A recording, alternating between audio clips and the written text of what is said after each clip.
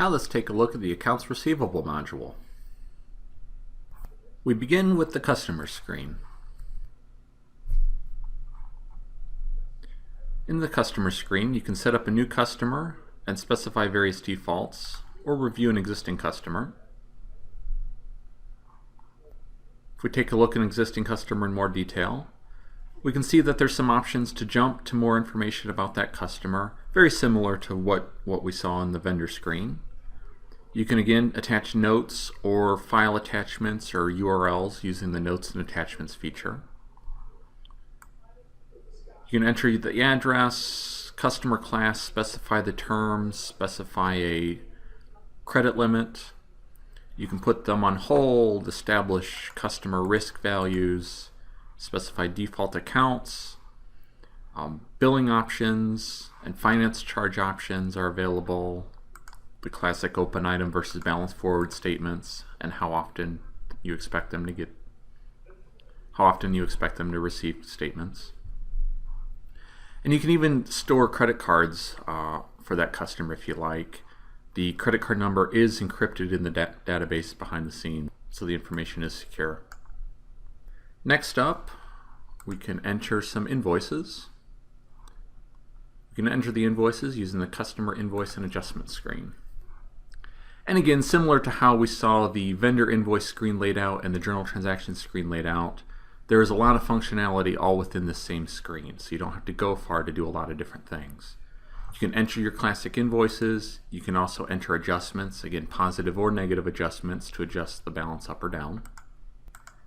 If we take a look at an existing invoice, this screen does have the reverse button as well, so if you need to reverse it, you can do so with the click of a button. You can see the summary information about the invoice, the account that it hit, things like that. You can set up recurring invoices from within the same screen again. All the same options we saw in vendor and journal transaction. And you can even use the payment button in the bottom right to jump and enter a payment at the same time as you're entering the invoice. For payment entry is actually centralized within our cash module in the cash processing screen. Within a single screen, you can process all of your cash, whether that money came from customers or elsewhere. You can process customer payments or other cash deposits or bank transactions or other things like that, all in the same process. So here, for example, we could process October, specify which bank account you're going to be dealing with, and you can start adding detail lines. Again, within here you can specify what kind of transaction this is. This will be a customer payment. It'll default a lot of the information for me. It's $500 for this customer. It was a check number 123 whatever, check date, and save it. So you could save and release it as is and then apply it later, but if you want to apply this payment to a specific invoice right away, you can use the apply, and that takes you straight to the cash application screen where you see all of the open invoices for this customer, the balance, and I can just apply it. And now I applied the $500 to this invoice with the click of a button. If I had made a mistake, and I only noticed it after the fact, there is a payment correction screen. I can look up the payment that I need to correct, maybe the one I just entered. And if it was something just as simple as the date or the check number, I can change it right here and save it and be done.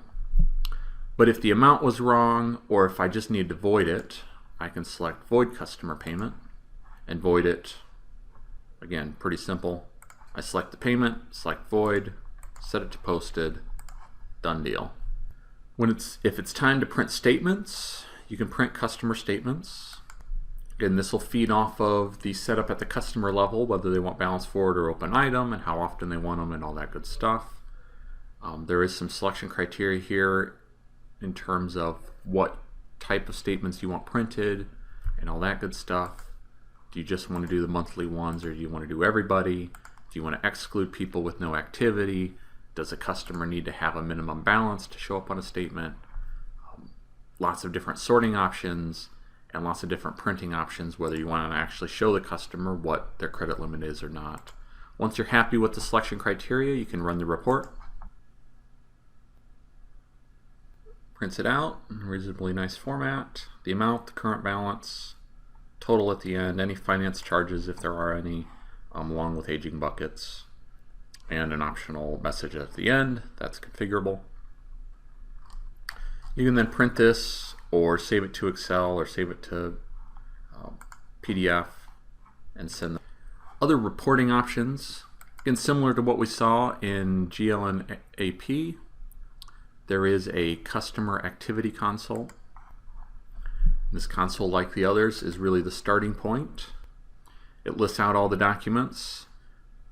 From there you can then start grouping things. Maybe you want to group by customer ID, and now you can see a summary by customer, and you can then drill down to see more information about each of the documents that makes up those balances. And using the links, if you want to know more about the customer, I could jump directly to that customer and see the customer setup. Or I could click on the document number link and jump directly back to the document that made up that invoice, so I can see where did that $100 come from and review it as needed. In addition to the console, there are of course some classic reports. We can take a look at the AR aging. Like most of the reports, there's a lot of different filtering and sort and detail options available. You can also specify your aging buckets here if you wanted to override that, otherwise they default. And you can run the report and see a classic aging group by customer document. Amounts show up in the buckets. And then again, you can either print this, export it to PDF, save it to your favorites, or rerun it if you want to see it with different options.